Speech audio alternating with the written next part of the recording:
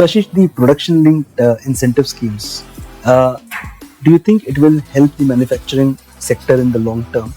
And what will be the direct impact in the long term on the economy because of these introduction of this scheme? So, I think if you really ask me, COVID was just maybe just a trigger or just an incident that happened.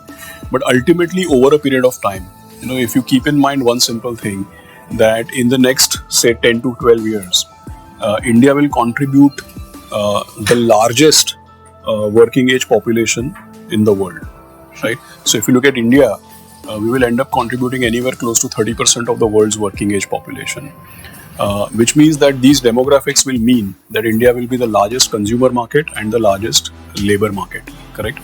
So I think when COVID happened, that's when reorganizing supply chains, overexposure to China, deep slowdown in China's economy, very, very harsh COVID protocols. I think all of these things amplified those messages, and maybe it kind of preponed the need to diversify. But even if that had not happened, the demographics basically suggests that eventually people would want to manufacture in India, because for many items of manufacturing, a local market is very important. It's not just about cheap labor and the ability to export. It's not just about tax structures.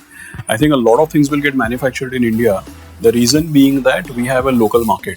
So biggest consumer market, biggest labor market in the foreseeable future, right? Now, what is the government doing by announcing these production linked incentives?